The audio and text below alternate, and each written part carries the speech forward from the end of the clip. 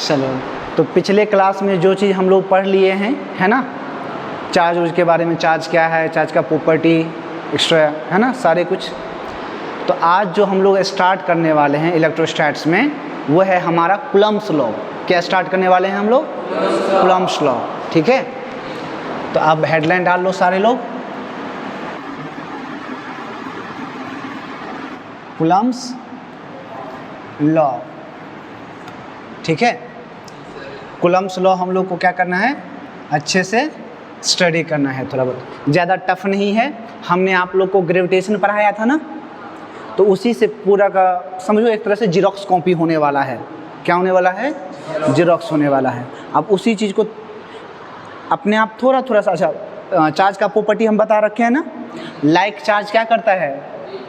Repel, और attract, unlike charge attract. बात समझ में? इतना ही से काफ़ी है हमारे लिए कूलम्ब्स लॉ को ड्राइव करना, ठीक है। अब जैसे देखो, ये कौन सा चार्ज है बताओ तो?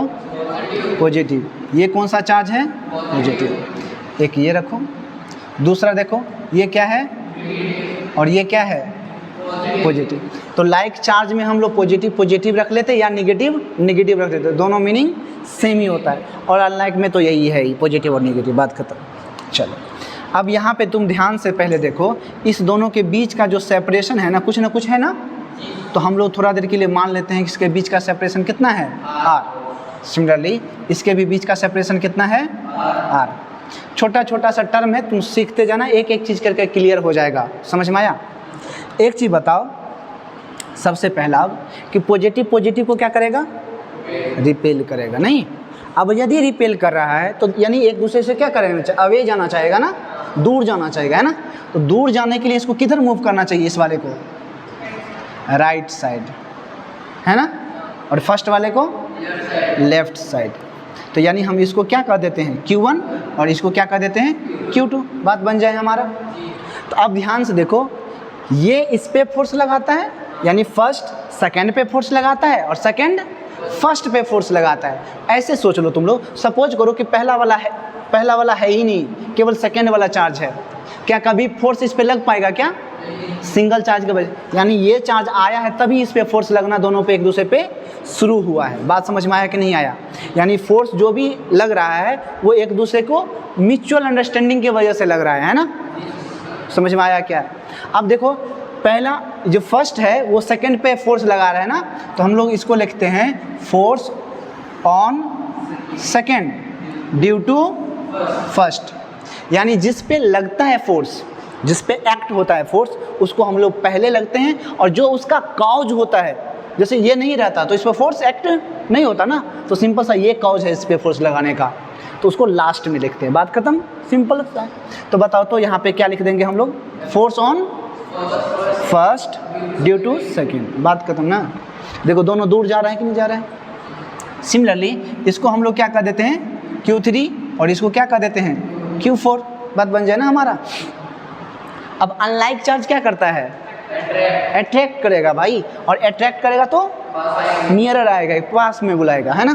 तो पास आने के लिए एक दूसरे को इसको इधर मूव करना चाहिए और इसको इधर मूव करना चाहिए, नहीं?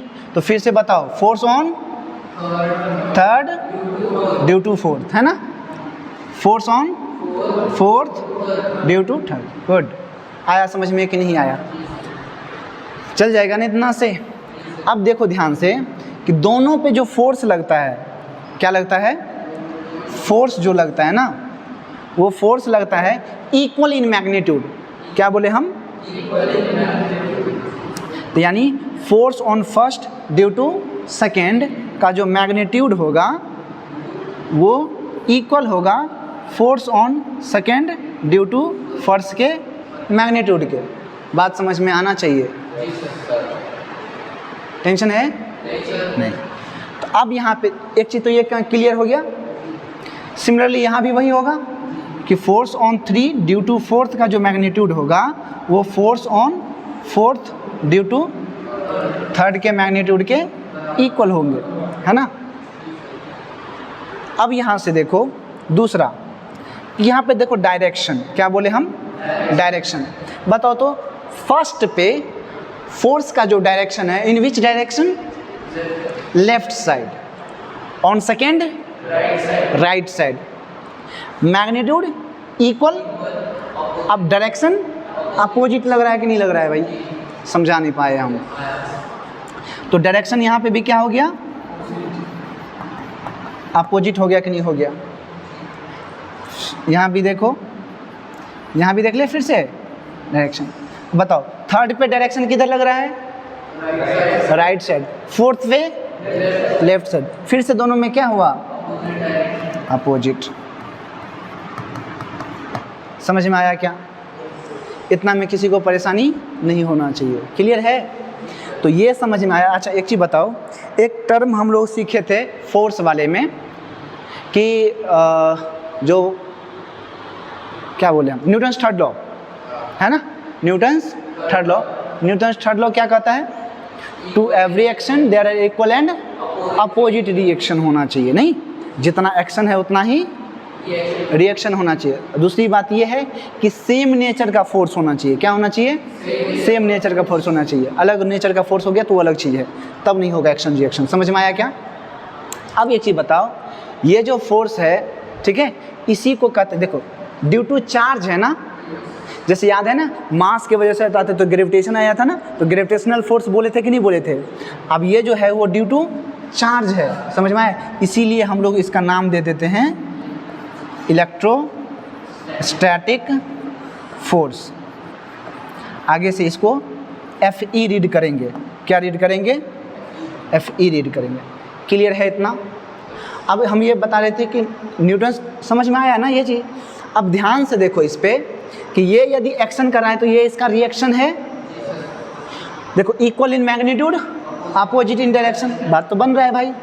तो क्या ये न्यूटन्स के थर्ड लॉ को फॉलो कर रहा है क्या, है ना?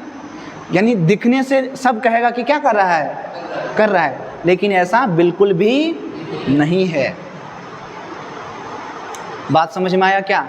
क्या न्यूटन्स का थर्ड लॉ सिर्फ एक ही डायरेक्शन के लिए आया है क्या, किधर भी लगे आना चाहिए। बात समझ में आया कि नहीं है? अभी धीरे धीरे क्लियरेंस होगा छोटी छोटी चीज़ों का। बात समझ में आया क्या?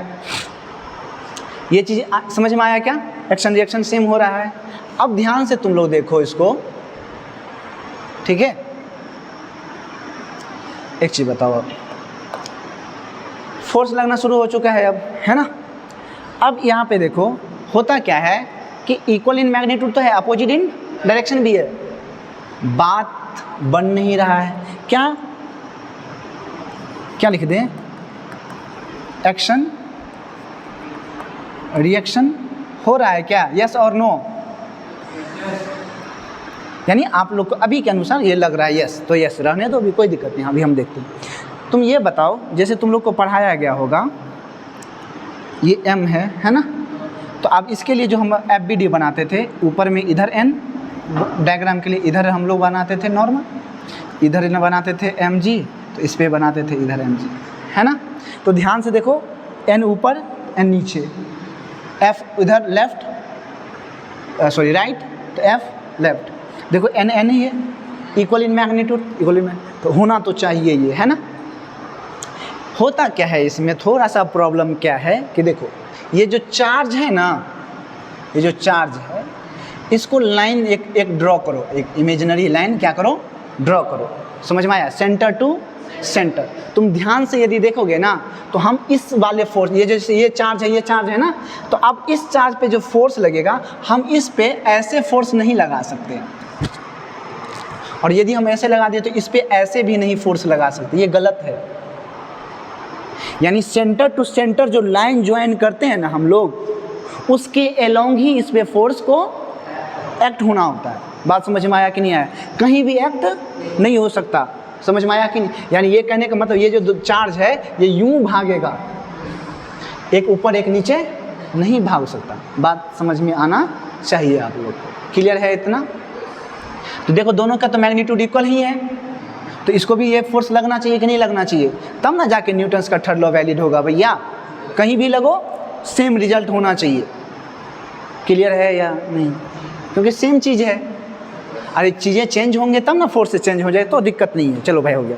लेकिन सब कुछ रखते हुए फिर भी फोर्स चेंज हो रहा है ना? तो गलत है भाई, है ना?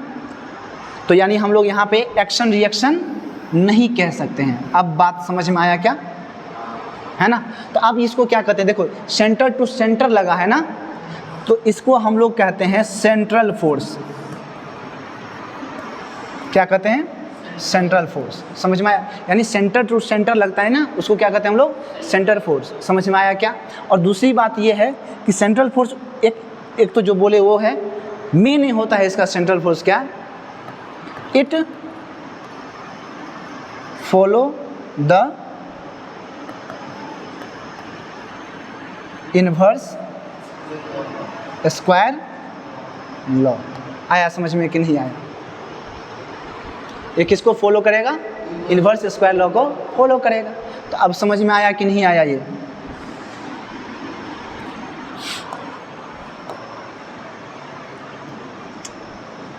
तो ये गलत है, समझ में आया क्या। तो अब यहाँ से चलो इसको मिटा दे देते हैं हम लोग, यहाँ पे देख लेते हैं ना। तो कूलम्स लॉ ये चीज़ बताता है। अब अकॉर्डिंग टू कूलम्स, है ना, किसके अकॉर्डिंग टू कूलम्स कहता क्या है कि फोर्स जो है ना, इलेक्ट्रोस्टैटिक जो फोर्स है ना, वो डायरेक्टली प्रोपोर्शनल होता है प्रोडक्ट ऑफ चार्ज का। किसका, प्रोडक्ट ऑफ चार्ज का। तो Q1 इंटू Q2। और इन्वर्सली प्रोपोर्शनल होता है separation, square of separation between them, जो भी सेपरेशन है उसका। समझ में आया क्या। तो इसको हम यदि क्या कर दें, फर्स्ट, और इसको क्या कर दें, सेकेंड, और ये हम इस दोनों को इक्वेशन को क्या कर दें, कंबाइंड कर दें, तो इलेक्ट्रोस्टैटिक फोर्स जो है वो डायरेक्टली प्रोपोर्शनल आ जाएगा Q1 Q2 by R square. समझ में आया क्या। अब हम इसको क्या कर सकते हैं, ध्यान से देखना, F proportional Q1 Q2 by R square, है ना। सब जानता है कि प्रोपोर्शनलिटी साइन रिमूव करते हैं तो कुछ ना कुछ कांस्टेंट आता है, तो यहाँ पे भी रिमूव होगा तो कुछ ना कुछ कांस्टेंट आएगा, ठीक है। तो यहाँ से देखो एफ ई इक्वल टू कितना आएगा, यहाँ पे एक कांस्टेंट आता है 1/4 pi epsilon not into Q1 Q2 by R square. बात समझ में आया। अभी जस्ट बताते हैं। तो ये जो एप्सिलॉन, इसको पढ़ते हैं एप्सिलॉन नॉट, क्या पढ़ते हैं, इसको एप्सिलॉन पढ़ते हैं। ये जो हम लोग जब जैसे यहाँ देखो, ये क्या पढ़ते हैं बताओ तो, V नॉट, ये तो वेलोसिटी है V से। समझ में आया कि नहीं, यहाँ पे एप्सिलॉन नॉट है ना। ये क्या है, परमिटिविटी। क्या है ये, परमिटिविटी ऑफ फ्री, अरे यार, फ्री स्पेस, फ्री स्पेस, या क्या कहते हैं हम लोग, एयर कह लेते हैं, या क्या कह लेते हैं, वैक्यूम कह लो। आगे से हम फ्री स्पेस ही लिखेंगे, बात बन जाएगा। समझ में आया क्या। अच्छा एक चीज़ बताओ, ध्यान से देखें, यानी इंटरेस्टिंग चीज़ यहाँ पे है। हम एक बात तुमको जब ग्रेविटेशन बताए थे तो वो बताए थे G(m1 m2 by R square. Compare करो, G रिप्लेस किससे हुआ है, 1/4 पाई एप्सिलॉन नॉट से। M1 किससे रिप्लेस हुआ है, M2 किससे रिप्लेस हुआ है, सेपरेशन एज इट इज है कि नहीं है, समझ में आ गया होगा। तो यानी मास किससे रिप्लेस हो रहा है, चार्ज से। अब यहाँ पे देखो, ये जो G था ना, वो यूनिवर्सल कांस्टेंट था, उस पर कोई हमारा बस नहीं चलता था। इसको कहीं भी रखो, किसी भी मीडियम में रखो, कोई दिक्कत नहीं था। अब इंटरेस्टिंग फैक्ट है, इसीलिए हम यहाँ पे ध्यान से देना, यहाँ पे क्या लिखे हैं, फ्री स्पेस। छोटी छोटी चीज़ें हैं, ध्यान रखोगे ना आराम से सब कुछ क्लियर हो जाएगा, ठीक है। फ्री स्पेस है, क्या है, फ्री स्पेस, यानी स्पेस तो आया, एयर तो आया, वैक्यूम तो आया, यानी ये मीडियम वाली चीज़ें हैं। कौन सी वाली चीज़ें हैं, मीडियम वाली चीज़ें हैं। तो ये जो एप्सिलॉन है ना, परमिटिविटी जो है ना, वो किस पे डिपेंड करता है, मीडियम पे डिपेंड करने लगा भैया। बात समझ में नहीं आया, दिक्कत है। तो यहाँ से जो हम लोग लिखेंगे अब FE, भैया इसी टोटल वाला चीज़ को, अच्छा अभी पहले तो रुक जाओ, इसी को बता देते हैं हम लोग। एप्सिलॉन नॉट है ना, इसका एप्सिलॉन नॉट का जो वैल्यू होता है, समझ में आया, वो होता है ओफो 8.85 इंटू 10⁻⁻12। अब यूनिट क्या होगा अभी थोड़ा देर के हम बाद बताएंगे, अभी नहीं बताएंगे, थोड़ा सा पेशेंस रखो, हल्का सा अपने आप आ जाएगा इंस्टेंट में। ठीक है, ये होता है, समझ में आया क्या, इसका वैल्यू होता है ये। अब ध्यान से देखो, तुम बताना ईमानदारी से, 1 है constant, 4 pi constant, epsilon not का भी वैल्यू कांस्टेंट, तो ये टोटल चीज़ तो कांस्टेंट हो गया। पूरा मीडियम मतलब फ्री स्पेस के लिए नहीं आया शायद समझ में। तो अब ये यदि कांस्टेंट हो गया तो इसको हम लोग इसको जो ना एक k लिखते हैं, क्या लिखते हैं, k। तो एक f इक्वस टू हम लोग, अच्छा सिंपल सी बात है, यदि हम इस टोटल टर्म को कांस्टेंट है तो इसको क्या लिख दिए हैं, k। तो k q1 q2 by R square, और इसी k का जो वैल्यू होता है ना, k का जो वैल्यू होता है वो होता है 9 इंटू 10⁻⁹। अब यहाँ से देखो ध्यान से, अपने आप समझ में आ जाएगा। देखो k का यूनिट ढूंढना है ना, तो newton metre square, newton metre square by coulomb square, है ना। तो क्या हम k को ही रिप्लेस किए हैं 1/4 पाई एप्सिलॉन नॉट से, तो जो भी यूनिट k का होगा उसका उल्टा रेसिप्रोकल है ना, किसका होगा, एप्सिलॉन का होगा कि नहीं होगा। तो यहाँ से कितना आ जाएगा बताओ तो, c square newton metre square, coulomb square पर न्यूटन मीटर स्क्वायर। क्या हम समझा पाए इस बात को, कोई दिक्कत है? तो यानी अब इसमें ये भी लिख सकते हैं कि किस पे डिपेंड, समझ में आया कि नहीं आया ये। तो यानी ये जो फोर्स है क्या आएगा, मीडियम डिपेंडेंट। आया समझ में कि नहीं आया? सिंपल फंडा है। अब कूलम्स लॉ में तुमको थोड़ा सा भी परेशानी होगा क्या, और सिंपल सी बात हम लोग बोल दिए हैं यहाँ पे कि अब देखो यहाँ पे force on first due to second का जो मैग्नीट्यूड है वो force on second due to first के मैग्नीट्यूड के इक्वल होते हैं, और वही कितना है, Fe के इक्वल था ना, और वही का वैल्यू कितना लिखे हैं, K Q1 Q2 by R square. बात शायद समझ में आ गया होगा, कोई दिक्कत है, टेंशन में? तो ये हो गया आपका एक प्यारा सा फॉर्मूला जिसको हम लोग कूलम्स लॉ के नाम से जानते हैं। ठीक है, और इस फोर्स को ही हम लोग इलेक्ट्रोस्टैटिक फोर्स कहते हैं। समझ में आया? चल जाएगा काम, चाहे वो रिपल्सिव हो या एट्रैक्टिव हो, डजंट मैटर। आया समझ में क्या? चलिए इसको अब आप लोग लिख लो, हो गया, इसको लिख लो, हो गया। अब इसको लिख लो, हो गया। चलो अब हम लोग एक छोटा सा क्वेश्चन करते हैं जिससे थोड़ा बहुत तुमको कॉन्फिडेंस हो जाए कि हाँ ये चीज़ ऐसा हो सकता है। बस छोटा सा चीज़ है, ज़्यादा उसमें लोड लेने की ज़रूरत है नहीं, इतना चीज़ तुम लोग को हम पढ़ा चुके हैं ग्रेविटेशन में, है ना। तो अभी फ़िलहाल पहले बेसिक चीज़ कंप्लीट कर लेते हैं, उसके बाद क्वेश्चन अच्छे अच्छे करेंगे हम लोग इस पर, ठीक है। और इसी पे 1-2 PYQ भी हम लोग कर लेंगे आज, टेंशन ना लो। अब यहाँ पे देखो, जैसे यहाँ मान लो कि 2 कूलम है, कितना है, और ये कितना है, 4 कूलम है, और इस दोनों के बीच का सेपरेशन कितना है, 2 मीटर है। समझ में आया? तो अब जो इस पे फोर्स लगेगा वो रिपल्सिव लगेगा ना, तो फोर्स इधर लगेगा और ये भी फोर्स इधर लगेगा। इस फोर्स का जो भी वैल्यू लिखेंगे वो हम लोग लिखेंगे K Q1 Q2 by R square, और इस फोर्स का भी वैल्यू लिखेंगे जो हम लोग लिखेंगे K Q1 Q2 by R square. तो यहाँ से जो हम लोग फोर्स लिखेंगे तो K इंटू 2 इंटू 4 बाई 2 का स्क्वायर, और यहाँ भी लिखेंगे K इंटू 2 इंटू 4 बाई 2 का स्क्वायर। समझ में आया? तो ये 4 कैंसिल, यहाँ से जो फोर्स आया है वो कितना आया है, 2K न्यूटन, और यहाँ से भी जो फोर्स आ जाएगा वो कितना आ जाएगा, 2K न्यूटन। बात समझ में आया क्या? तो देखो तो इक्वल इन मैग्नीट्यूड है कि नहीं है, है ना, अपोजिट इन डायरेक्शन है, बात खत्म। इसका डायरेक्शन किधर होगा, अभी सिंपल हम लोग डायरेक्शन कर ले रहे हैं ना, कोई दिक्कत नहीं होना चाहिए। समझ में, एक छोटा सा एग्जाम्पल है, समझने के पर्पज से, कोई बहुत बड़ी बात नहीं है, अभी आगे सीखते हैं हम लोग, ठीक है। अब ध्यान से देखो इस चीज़ों को, है ना।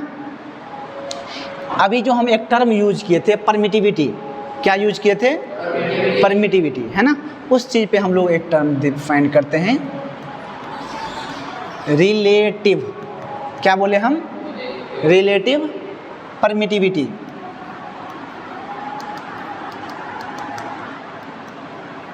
ठीक है, रिलेटिव परमिटिविटी, है ना। अब इसको हम लोग एप्सिलॉन आर लिखते हैं, है ना। चालू करें हम इसको। रिलेटिव नाम क्या है ये, रिलेटिव, रिलेटिव का मतलब क्या होता है, आस पड़ोस वाला। अरे रिलेटिव वाला, रिलेटिव हमारे आसपास में होते हैं ना, है ना। क्यों कहते हैं रिलेटिव वाले को आसपास वाला में, क्योंकि हम लोग, हमारा जो भी डेली लाइफ का चीज़ें होता है ना, सारा का सारा चीज़ कंपेयर होता है उसी से, कि देखो फलामा का बेटा ये कर लिया, तुम क्या कर रहा है, फलामी की बेटी वो कर ली, तुम क्या कर रहा है, कर रही है, नहीं। तो यानी रिलेटिव मतलब हम हमेशा हमारा जो कंपेयर होता है ना, वो पड़ोसी के ही रिस्पेक्ट में होता है ना। इसीलिए रिलेटिव कहते हैं। तो यानी यहाँ पे भी जो टर्म आएगा उसमें हम लोग क्या करेंगे, पड़ोसी के रिस्पेक्ट में, है ना। तो किसी न किसी के रिस्पेक्ट में हमें बात करना पड़ेगा, बात समझ में आया। और होता क्या है, रिलेटिव हम लोग उस चीज़ के रिस्पेक्ट में करते हैं ना जो हमारे लिए इजीली अवेलेबल हो, नहीं आसानी से मिल जाए, कहीं पे कर सकते हैं ना। अभी जैसे तुम देखा होगा फ्री स्पेस का हमारे पास वैल्यू पता है, नहीं, एप्सिलॉन नॉट का 8.85 × 10⁻12, नहीं, कूलम स्क्वायर पर न्यूटन मीटर स्क्वायर, ऐसे करके। तो अब रिलेटिव है तो एप्सिलॉन आर, तो रिलेटिव परमिटिविटी जो होता है ना, वो क्या होता है, ध्यान से देखो। तो हमेशा हम लोग परमिटिविटी ऑफ, अरे फ्री स्पेस और परमिटिविटी ऑफ, जिस मीडियम में हमको डालना है उसको, उसमें, बात समझ में आया क्या, परमिटिविटी ऑफ मीडियम, जिसको हम लोग सिंपल के एप्सिलॉन एम रीड करते हैं, और इसको तो जानता ही है तुम लोग, एप्सिलॉन नॉट रीड करते हैं। तो यहाँ से जो तुम्हारा रिलेटिव परमिटिविटी आ गया उसको कितना कहेंगे, epsilon M by epsilon R, sorry epsilon not. आया समझ में क्या। और इसी को हम लोग डाइलेक्ट्रिक कांस्टेंट कहते हैं, क्या कहते हैं, डाइलेक्ट्रिक कांस्टेंट। रिलेटिव परमिटिविटी को ही डाइलेक्ट्रिक कांस्टेंट कहते हैं, समझ में आया, कोई दिक्कत नहीं होना चाहिए, समझ में आया। अब इसी को क्या कहते हैं, जैसे पहले ये चार्ज जो था ना Q1, और ये जो चार्ज था Q2, ये तो फ्री स्पेस में था, ये कहाँ था, फ्री स्पेस में था। अब इसको किसी मीडियम में डाल दो, जस्ट थोड़ा सा एग्जांपल समझ लो कि वाटर टाइप का है कुछ, कोई भी मीडियम है, हो सकता है अदर, है ना, डाल दिया। तो अब तो यही रहेगा, ये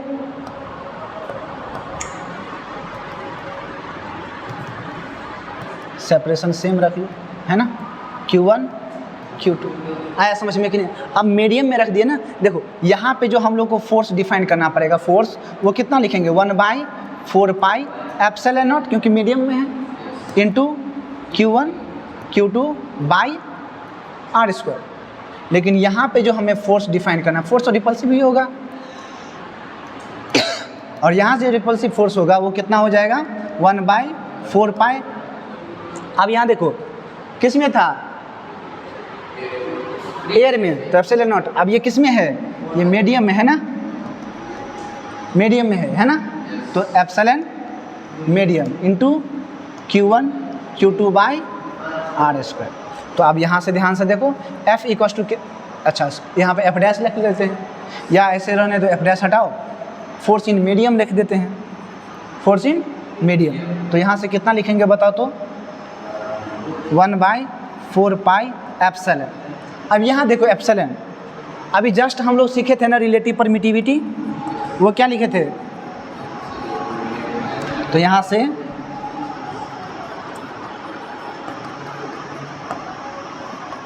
ये लिखा जा सकता है क्या हम इसी का वैल्यू इसमें पुट कर दे तो कोई दिक्कत नहीं होगा।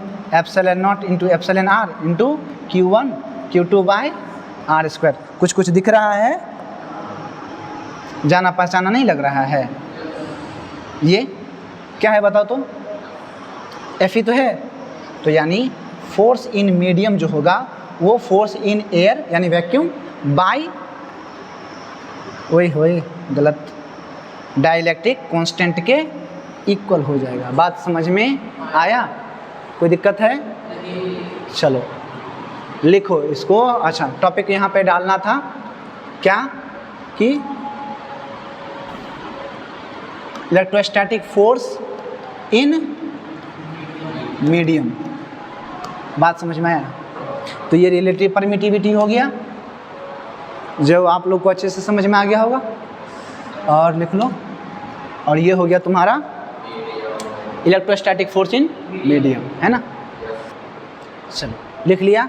अब आगे देखो, अब यहाँ पे ध्यान से देखो और अच्छे से समझ में आएगा। देखो हम बताए थे ना रिलेटिव परमिटिविटी होता है, ये किसका होता है, मीडियम का होता है, और ये किसका होता है, फ्री स्पेस का, है ना। इसको क्या लिखे थे, रिलेटिव परमिटिविटी। इसको क्या लिखे थे, परमिटिविटी ऑफ मीडियम, जिस मीडियम में हम लोग डालते हैं। और ये होता है परमिटिविटी ऑफ फ्री स्पेस, ठीक है। अब यहाँ पे एक छोटा सा चीज़ ध्यान रखने वाली है, ये जो रिलेटिव परमिटिविटी होता है वो किसके लिए, पहला वाटर में। अब रिलेटिव परमिटिविटी जो होता है ना वो वैक्यूम के लिए, किसके लिए,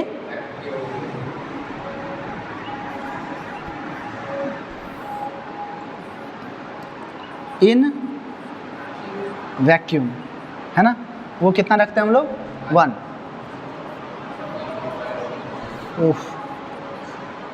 किसमें, इन वाटर, कितना, किसमें, एयर, हाँ एयर तो हो गया ना वैक्यूम। मेटल के लिए, कोई मेटल में हम लोग डालते हैं तो उसके लिए हम लोग क्या लिखते हैं, इन्फिनिटी लिखते हैं, परमिटिविटी। बात समझ में आया क्या? या कंडक्टर जिसको बोलते हैं हम लोग, किसके लिए, कंडक्टर, समझ में आया, इसके लिए क्या लिखते हैं, इन्फिनिटी। ये सब सारी चीज़ें ध्यान रखने वाली चीज़ें हैं ना। अब यहाँ पे तुम ध्यान से एक चीज़ ऑब्जर्वेशन करोगे ना, तो ध्यान से देखो कि वैक्यूम है, इसका कितना है और कहाँ तक जाता है। इसका मतलब श्योर हो गया ना कि एप्सिलॉन नॉट का वो रिलेटिव परमिटिविटी जो है वो डाइलेक्ट्रिक कांस्टेंट जो है उसका वैल्यू हमेशा ग्रेटर देन 1 आने वाला है। तो अब तुम ध्यान से देखो, फोर्स इन मीडियम कितना लिखे थे, फोर्स बाय एप्सिलॉन आर, और ये जो वैल्यू है वो तो हमेशा ग्रेटर देन 1 है। एयर को छोड़ेगा तो वही आएगा, बाकी के लिए सब में ग्रेटर देन 1 है। तो अब ये वैल्यू बढ़ रहा है तो ये वैल्यू क्या होगा, घटेगा ना। तो हमेशा ध्यान रखना कि फोर्स इन मीडियम हमेशा लेस देन होगा फोर्स इन वैक्यूम से, हमेशा। जैसे मान लो कि कभी कभी क्वेश्चन करते हैं ना हम लोग, तो होता क्या है कि कुछ आंसर लाए है ना, तो अब एयर से हमको पता नहीं चल रहा है कि सही है कि बस सिंपल बात है। और दूसरा चीज़, इस क्वेश्चन को करने का तरीका क्या होता है, कुछ भी रहने दो, जो भी मीडियम है उसको रहने दो, कोई फ़र्क नहीं पड़ता। सबसे बेस्ट है कि तुम उसी सारा चार्ज को एयर में फाइंड कर लो कि उस पर एयर में जब रहेगा तो फोर्स कितना एक्ट करेगा, समझ में आया। और उसके अकॉर्डिंग क्या कर देना है, जो मीडियम रहेगा उसका डाइलेक्ट्रिक कांस्टेंट से डिवाइड करके जो आया हुआ है आंसर। सपोज करो कि कोई वैल्यू आ गया है ना, सपोज करने के लिए, एग्जांपल के लिए बोले, मान लो f जो है ना वो 160 आ गया, कितना आ गया 160। अब हम उसको कितना में डाल रहे हैं, वाटर में डिप कर रहे हैं, किस में डाल रहे हैं, उसी सिस्टम को वाटर में, तो मीडियम चेंज, तो फोर्स चेंज। समझ में आया कि नहीं आया? तो हम थोड़ा देर के लिए हम वाटर का जो 180 है 1 है ना, सॉरी 81 है ना, तो कभी कभी थोड़ा बहुत कैलकुलेशन कर लें, कभी कभी 80 भी ले लेना, कोई दिक्कत नहीं, आंसर अप्रॉक्स में आ जाएगा ना, ठीक ही है। तो जैसे 160 लिए थे ना, फोर्स इन 160 न्यूटन, बस उसको कितना से डिवाइड कर दो 80 से, तो यानी कितना आया 2 न्यूटन ना, और जब उसको वाटर में डिप करेगा 2 ही न्यूटन फोर्स लगेगा। बात समझ में आया? देखो तो फोर्स इन मीडियम और समझ में आया, फोर्स इन वाटर और फोर्स इन वैक्यूम अलग अलग है कि नहीं है? बहुत कम ही है ना, इसका मतलब सही बनाए होंगे हम। बात समझ में आया क्या? कोई दिक्कत नहीं? चलो अब हम लोग एक चीज़ देखते हैं,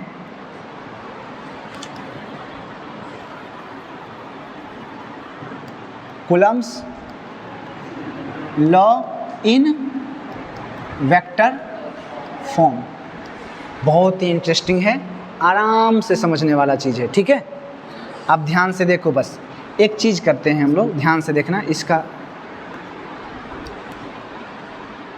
कोई कोऑर्डिनेट है XYZ रहने दो। अब यहाँ पे एक कोई चार्ज है, समझ में आया, प्लस Q1 है ना। सिमिलरली यहाँ पे भी क्या है, एक कोई चार्ज है प्लस Q2, सब जानता है, समझ में आया? अच्छा, इस पॉइंट का नाम दे देते हैं A और इसका कोऑर्डिनेट दे देते हैं x1, y1, इसका कोऑर्डिनेट नाम दे देते हैं B और इसका देते हैं x2, y2, चलेगा? अब ध्यान से देखो, वेक्टर चीज़ें है ना, क्या आया है वेक्टर, तो हर कुछ हम वेक्टर से डील करेंगे, है ना। और हम बताए हुए हैं कि पोजीशन वेक्टर जो होता है वो हम लोग कहाँ से लेते हैं, ओरिजिन से। Well done. तो ओरिजिन से हम यदि वेक्टर डालें, ओरिजिन से यदि हम वेक्टर डालें तो कुछ ऐसा ही वेक्टर डालना पड़ेगा। तो अब इसका भी एक पोजीशन वेक्टर डालना पड़ेगा, तो ये हो गया हमारा R1 वेक्टर कह सकते हैं, और इसको क्या कह सकते हैं, R2 वेक्टर। ये O है ना। या तो इसको हम लोग क्या लिख सकते हैं, OB वेक्टर, या इसको क्या लिख सकते हैं हम लोग, OA वेक्टर। सही है ना। अब ध्यान से देखो, इंटरेस्टिंग चीज़ें हैं भाई। देखो ये इस पे फोर्स लगा रहा होगा, तो आप ध्यान से देखो, ये हम इस पे ही केवल दिखा रहे, तो force on two due to first vector form में ना। अब ये जो यहाँ से यहाँ तक का जो सेपरेशन है वो कुछ ना कुछ डिस्टेंस होगा कि नहीं होगा, तो इसको वेक्टर हम लोग क्या कर देते हैं, R, जिसका नाम हम लोग क्या देते हैं, डिस्प्लेसमेंट वेक्टर। याद है ना, क्या देते हैं, डिस्प्लेसमेंट वेक्टर। चल जाएगा क्या काम, सिंपल चीज़ें है ना। और वेक्टर को रिप्रेजेंट करने के लिए मैथमेटिकली हम लोग को दो चीज़ की ज़रूरत होती है, एक तो मैग्नीट्यूड, दूसरा डायरेक्शन। बात खत्म, नहीं आया? तो मैग्नीट्यूड तो लिखेंगे हम लोग तो Q1 Q2 bye R²। R क्या होता है हमारा, सेपरेशन। अब ध्यान से देखो, तो हम लोग इसको कितना लिख सकते हैं, Q1 Q2 बाय सेपरेशन। ये पोजीशन वेक्टर, डिस्प्लेसमेंट वेक्टर है ना। तो सब जानता है कि सर आप मैग्नीट्यूड ही तो चाहते हो, तो ये तरह उस डिस्प्लेसमेंट वेक्टर का मैग्नीट्यूड, और आप बोल रहे हो कि स्क्वायर करने के, स्क्वायर कर दिया। अब बात क्या रहता है, डायरेक्शन का। अब किसका जगह खाली है, डायरेक्शन का। अब छोटा सा चीज़ है, ध्यान से देखो, अपने आप समझ में आ जाएगा। एक चीज़ तुम ईमानदारी से बताओ, force on two due to first ना, यानी फर्स्ट के वजह से सेकंड पे अपने को फोर्स फाइंड करना है। तो ध्यान से देखो, फोर्स फर्स्ट से सेकंड के तरफ गए है ना, तो यानी देखो फोर्स का जो डायरेक्शन है वो किधर है, और डिस्प्लेसमेंट वेक्टर का जो डायरेक्शन है वो देखो किधर है, सेम है ना। नहीं आया समझ में? तो डायरेक्शन ऐसे समझो तुम लोग, जैसे मान लो कि ये कोई वेक्टर A है और ये कोई वेक्टर B है, दोनों वेक्टर का क्या डायरेक्शन क्या है, सेम है। इसका मतलब हुआ हम लोग A cap equals to B cap लिख सकते हैं आसानी से। और हम लोग जानते हैं ना कि ये तो सेंट्रल फोर्स होता है ना। कैसा फोर्स होता है, सेंट्रल फोर्स, तो इसी के अलोंग लगेगा भैया, बात है ना। तो हम लोग यहाँ पे ऐसा देखो, या तो यहाँ पे हम F कैप लिख दें, या इस वेक्टर का कैप लिख दे, डिस्प्लेसमेंट वेक्टर का कैप लिख दे, बात हमारा बन जाएगा। बात समझ में आया या नहीं आया? तो यहाँ पे हम लोग को क्या लिखना चाहिए बताओ तो? आर कैप लिखना चाहिए कि नहीं लिखना चाहिए? आर कैप क्यों लिखे पता चला? क्योंकि इधर ही फोर्स है और उधर ही डिस्प्लेसमेंट है, तो दोनों का डायरेक्शन सेम, तो दोनों में से किसी का भी कैप लिख सकते हैं, कोई दिक्कत नहीं है। तो यहाँ से हमको डायरेक्शन ही चाहिए, तो force on two due to first कितना लिखेंगे? के Q1 Q2 by vector R का। और सब जानता है कि यदि कोई ए वेक्टर है तो vector A bye mod of vector A लिखते हैं हम लोग यूनिट वेक्टर को। तो यही हमारा क्या होता है? यूनिट वेक्टर होता है ना, जो क्या बताने का काम करता है? डायरेक्शन। समझ में आया क्या? तो अब इस आर कैप को क्या लिख सकते हैं बताओ तो? Vector R by mod of vector R. नहीं लिख सकते हैं क्या? तो यहाँ से हमारा जो आया force on two due to first के Q1 Q2 by mod of vector R का क्या? Q into displacement vector. आया समझ में क्या? अब रहा बात, ये समझ में आया ना ये चीज़? अब हम लोग को क्या फाइंड करना है? Displacement vector. क्या फाइंड करना है? Displacement vector. अब देखो ध्यान से कैसे हम लोग फाइंड करते थे। अच्छा इसी में रहने दो, इसको हम थोड़ा सा अभी थोड़ा देर के लिए स्लाइड कर देते हैं। तो डिस्प्लेसमेंट वेक्टर है ना, तो ट्रायंगल लॉ तो हम लोग को पता है ना, है ना? तो ट्रायंगल लॉ से हम लोग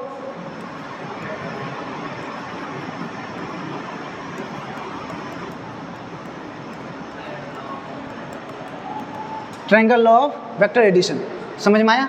वो तो यही कहता है ना कि sum of same order equals to opposite order लिख दीजिए।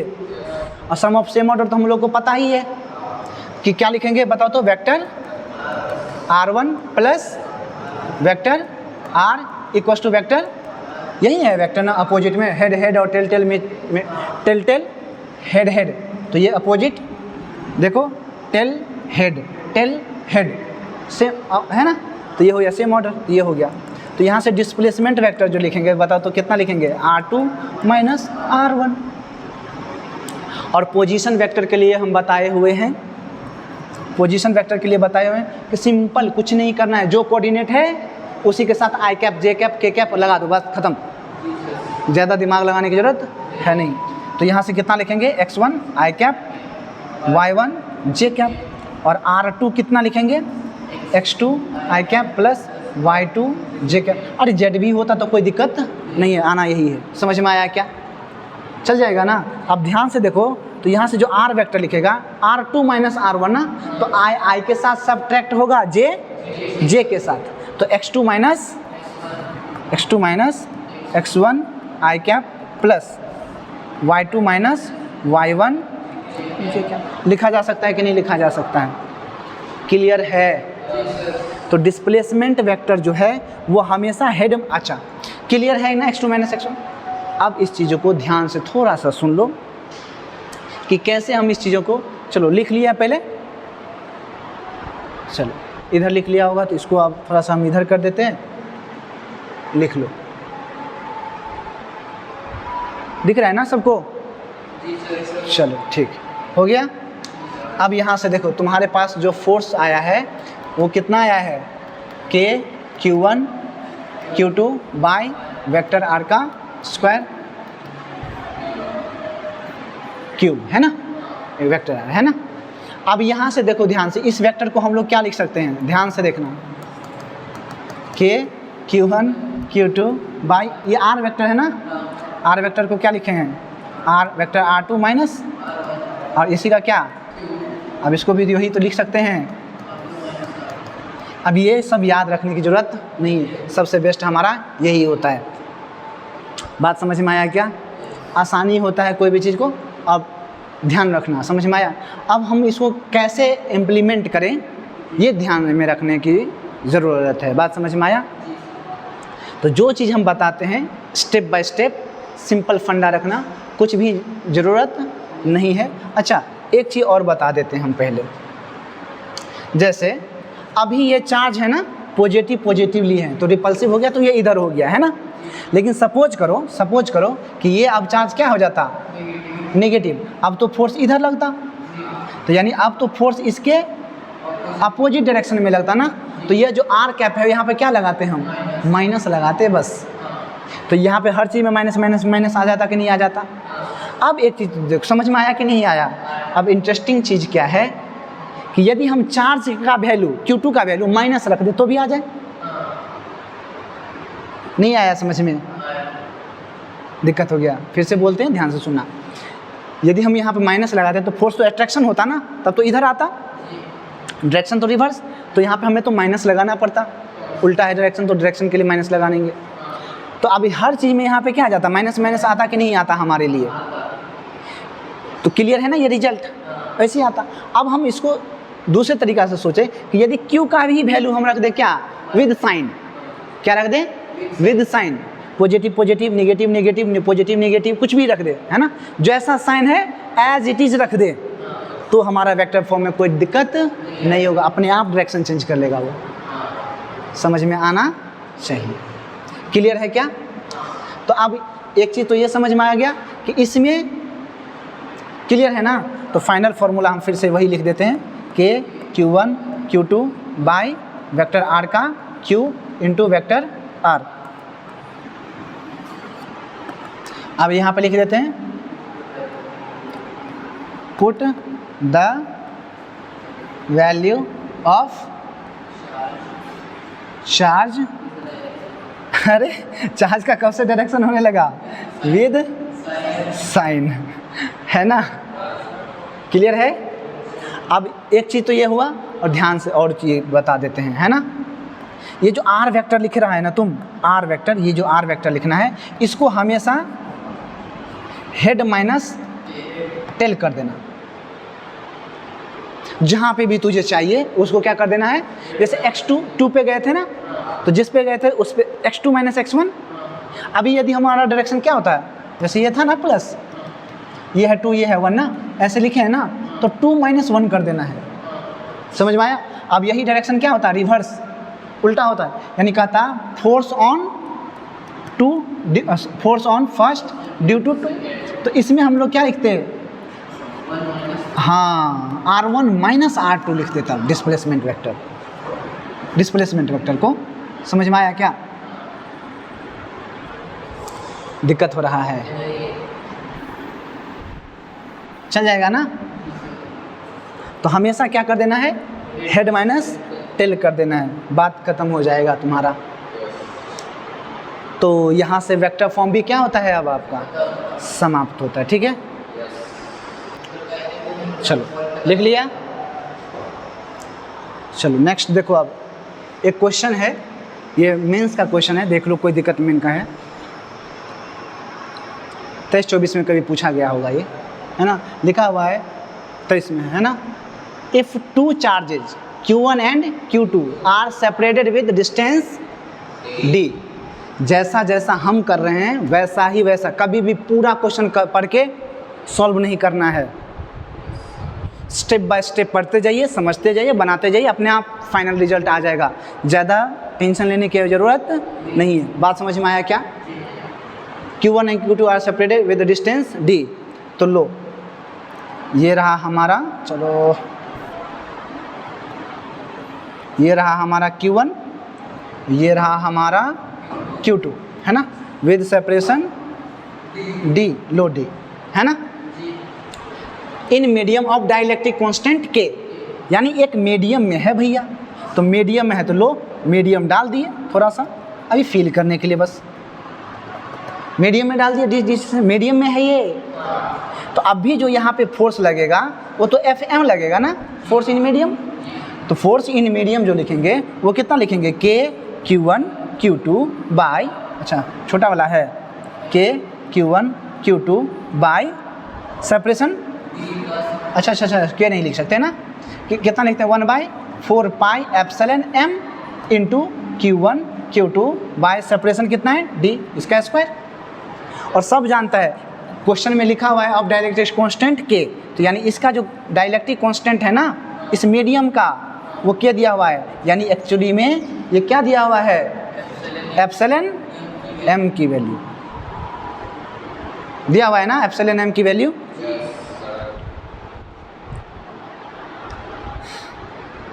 कोई दिक्कत है?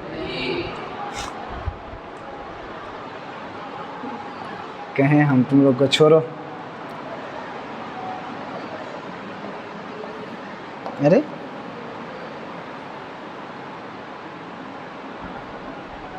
क्या दिया हुआ है? डाइलेक्ट्रिक कांस्टेंट है ना, ये R का वैल्यू दिया हुआ है, डाइलेक्ट्रिक कांस्टेंट एप्सिलॉन R। समझ में आया? नहीं कुछ कहे ना तो तुम लोग तो लंका लेकर उड़ जाएगा भाई सबको। रहने दो जिंदा। Fm equals to 1/4 pi epsilon not into epsilon R लिखेंगे ना। डाइलेक्ट्रिक कांस्टेंट किसको कहते हैं? मीडियम को, मीडियम के परमिटिविटी को कहते हैं क्या? एप्सिलॉन R को कहते हैं भैया। क्लियरली लिख के दिए ना हम लोग, रिलेटिव परमिटिविटी को ही डाइलेक्ट्रिक कांस्टेंट कहते हैं। फिर कैसे मिस्टेक हो सकता है तुम लोग से?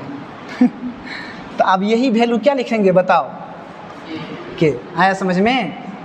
तो फोर्स इन मीडियम जो लिखेंगे वो 1/4 pi epsilon not into Q1 Q2 by R square. अब देखो इसको K इसीलिए नहीं लिख सकते हैं, अच्छा इंटू 1/K है ना।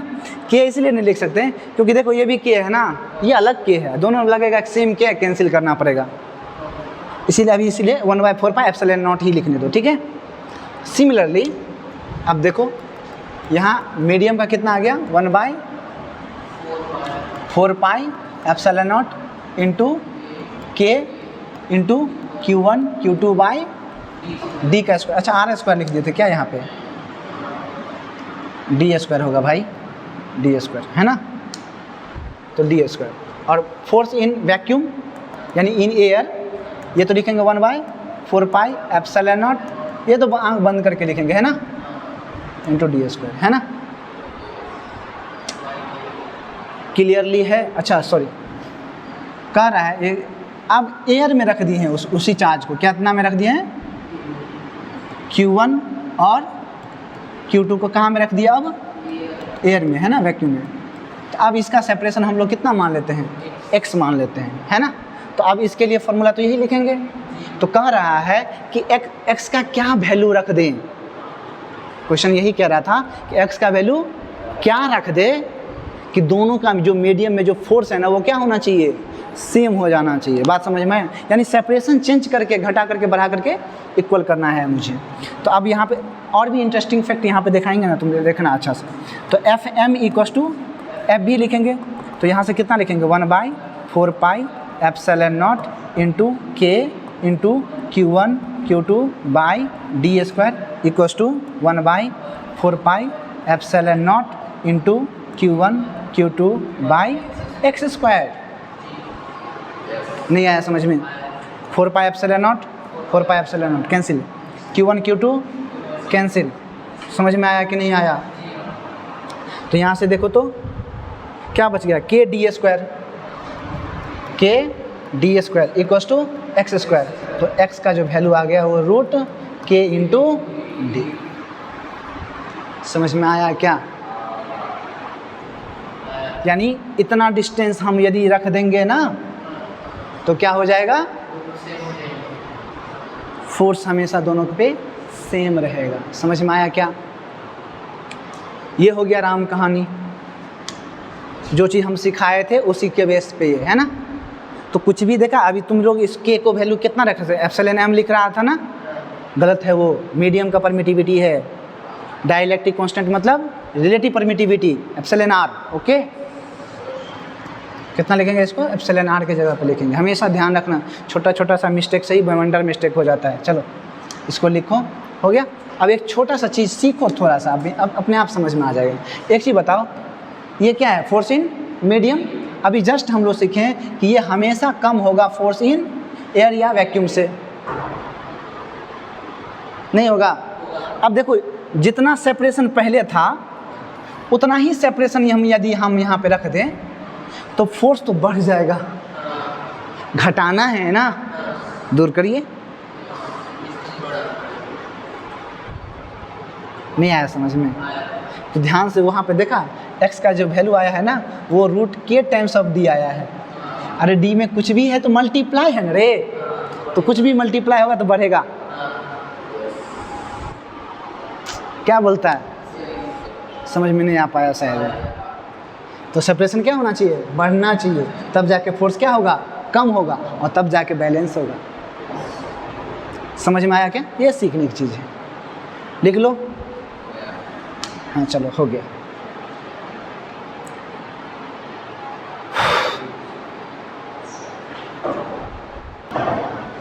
चलो लिखा हुआ हो गया। चलो अब एक छोटा सा एक क्वेश्चन पूछा जाता है, बहुत बार ये पूछा गया है जेईई में। छोटा सा है, फालतू क्वेश्चन है ये। हम क्वेश्चन नहीं मीनिंग समझा देते हैं। तुम क्वेश्चन देखोगे ना PYQ में, अब लगाना PYQ सारे के सारे बनेंगे, ठीक है?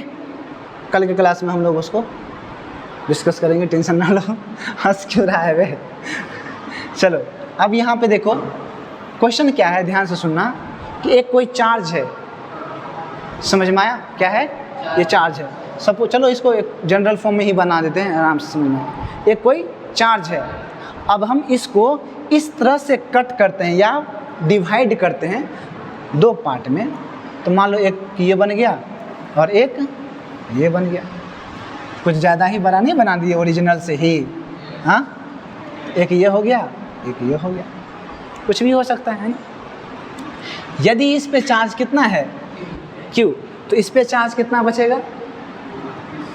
Capital Q minus small q। Simple फंडा है, conservation of charge valid everywhere. समझ में आया कि नहीं आया? आइसोलेटेड में कोई दिक्कत नहीं है, क्लियर है ना? तो अब कह रहा है क्या, इसको डिवाइड कर दिए दो पार्ट में, तो अब ये दोनों के बीच का कुछ ना कुछ सेपरेशन आ गया होगा। इस दोनों के बीच का सेपरेशन आ गया कि नहीं आ गया?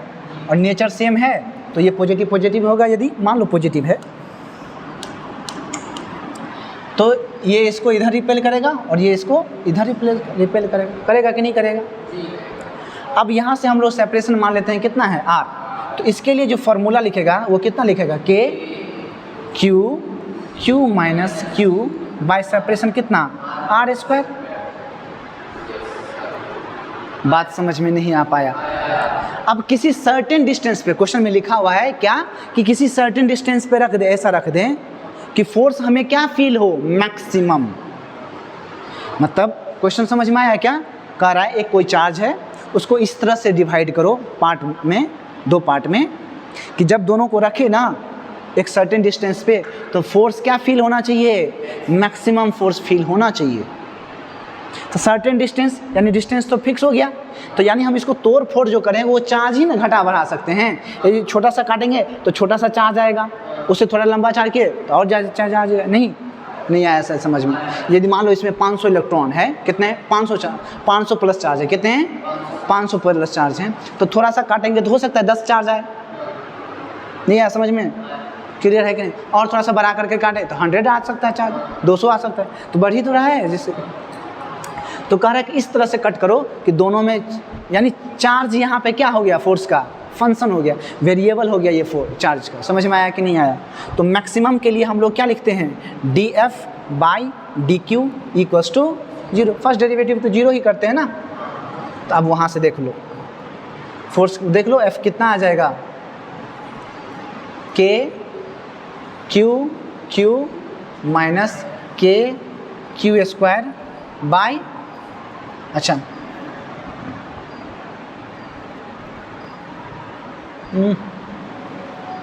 R², यही ना, इंटू DQ।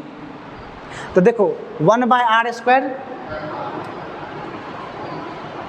ये कैसे लिख दे? सही नहीं हो रहा है, ऐसे देखो F कितना है? K Q minus Q²